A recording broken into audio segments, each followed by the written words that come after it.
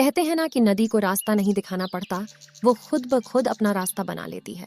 इसी प्रकार पुराने समय में एक ऐसा शिष्य हुआ जिसने अपने हुनर और गुरु भक्ति से अपना नाम इतिहास में दर्ज करवा लिया। वो वीर योद्धा था, एकलव्य। लेकिन इस वीर योद्धा की जिंदगी का अंत कैसे हुआ? आइए जानते हैं वीर एकलव्य की कहानी विस्तार में। तो चलो कहानी शुरू करें। बात उस समय की है जब शिक्षा का रूप आज से बहुत अलग हुआ करता था। उस समय के विद्यालय गुरुकुल हुआ करते थे। विद्यार्थियों को शिक्षा ग्रहण करने के लिए सब अपने गुरु के पास आश्रम में ही रहते थे। सभी मिलजुल कर एक परिवार की तरह रहते और मिल बांट कर सब काम किया करते थे। सभी शिष्य बड़ी निष्ठा और ईमानदारी के साथ शिक्षा प्राप्त करते थे। उस समय शिक्षा भी कुल के अनुसार ही दी जाती थी। ब्राह्मणों और क्षत्रियों के अलावा किसी को भी शिक्षा नहीं दी जाती थी। एक बार एकलव्य ने आश्रम में शिक्षा प्राप्त की, फिर भी एकलव्य को अपनी धनुर्विद्या से संतुष्टि नहीं थी। इस कारण धनुर्विद्या की उच्च शिक्षा प्राप्त करने के लिए उसने धनुर्विद्या में दक्ष गुरु द्रोण के पास जाने का फैसला किया। एकलव्य के पिता जानते थे कि द्रोणाचार्य केवल ब्राह्मण तथा क्षत्रिय वर्ग को ही शिक्षा देते हैं और उन्होंने एकलव्य को भी इस बारे में बताया।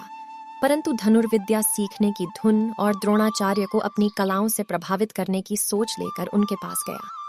परंतु ऐसा कुछ भी न हुआ और गुरु द्रोणाचार्य ने उसे धनुष विद्या देने से इनकार कर दिया। एकलव्य इस बात से तानिक भी आहत न हुआ और उसने वहीं जंगल में रहकर धनुर्विद्या प्राप्त करने के ठान ली। उसने जंगल में द्रोणाचार्य की एक मूर्ति बनाई और उन्हीं का ध्यान कर धनुर्विद्या में महारत हासिल कर ली। एक दिन आचार्य द्रोण अपने शिष्यों और एक कुत्ते के साथ आखेट के लिए उसी वन में पहुंच गए जहां एकलव्य रहते थे। उनका कुत्ता राह भटक कर एकलव्य के आश्रम पहुंच गया और भौंकने लगा।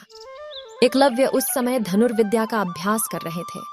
कुत्ते के भौंकने की आवाज से एकलव्य की साधना में बाधा पड़ रही थी।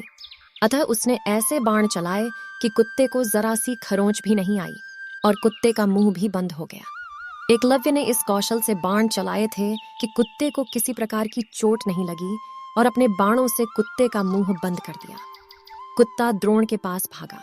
कुत्ता असहाय होकर गुरु द्रोण के पास जा पहुंचा। द्रोण और शिष्य ऐसी श्रेष्ठ धनुर्विद्या देख आश्चर्य में पड़ गए। वे उस महान धनुर्धर को खोजते खोजते एकलव्य के आश्रम पहुंचे और देखा कि एकलव्य ऐसे बाण चला रहा है जो कोई छोटी का योद्धा भी नहीं चला सकता। ये बात द्रोणाचार्य के लिए चिंता का विषय बन गई। उन्होंने एकलव्य के सामने उसके गुरु के बारे में जानने की जिज्ञासा दिखाई तो एकलव्य ने उन्हें वो प्रतिमा दिखा दी। उन्हें यह जानकर और भी आश्चर्य हुआ कि द्रोणाचार्य को मानस गुरु मानकर एकलव्य ने स्वयं ही अभ्यास से यह विद्या प्राप्त की है। अपनी प्रतिमा को देख आचार्य द्रोण ने कहा कि अगर तुम मुझे ही अपना गुरु मानते हो तो मुझे गुरु दक्षिणा दो। एकलव्य ने अपने प्राण तक देने की बात कर दी।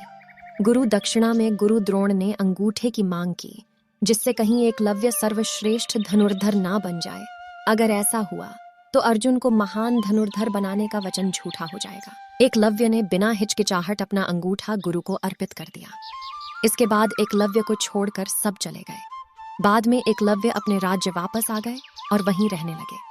पिता की मृत्यु के बाद वहां का शासक बन गए और अमात्य परिषद की मंत्रणा से वह न केवल अपने राज्य का संचालन करते बल्कि निषाद भीलों की एक सशक्त सेना और नौसेना गठित कर ली और अपने राज्य की सीमाओं का विस्तार किया। इंटरनेट पर उपलब्ध जानकारी के अनुसार निषाद वंश का राजा बनने के बाद एकलव्य ने जरासंध की सेना की तरफ से मथुरा पर आक्रमण कर यादव सेना का लगभग सफाया कर दिया था।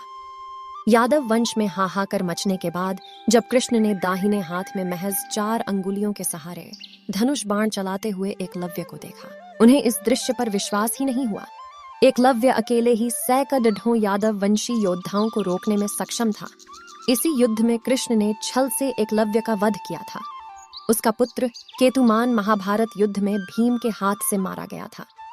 जब युद्ध के बाद सभी पांडव अपनी वीरता का बखान कर रहे थे तब कृष्ण ने अपने अर्जुन प्रेम की बात कबूली थी। कृष्ण ने अर्जुन से स्पष्ट कहा था कि तुम्हारे प्रेम में मैंने क्या क्या नहीं किया है।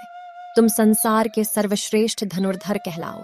इसके लिए मैंने द्रोणाचार्य का वध करवाया, महापराक्रमी कर्ण को कमजोर किया और न चाहते हुए भी तुम्हारी जानकारी के बिना भील पुत्र एकलव्य को वीरगति प्रदान की।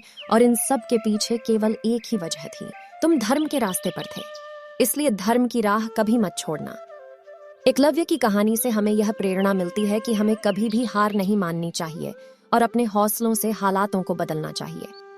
आपने इस कहानी से क्या शिक्षा प्राप्त की, कमेंट बॉक्स में जरूर लिखें और इस एकलव्य की कहानी को अधिक से अधिक शेयर करें और सब्सक्राइब कर ले। जय श्री कृष्णा।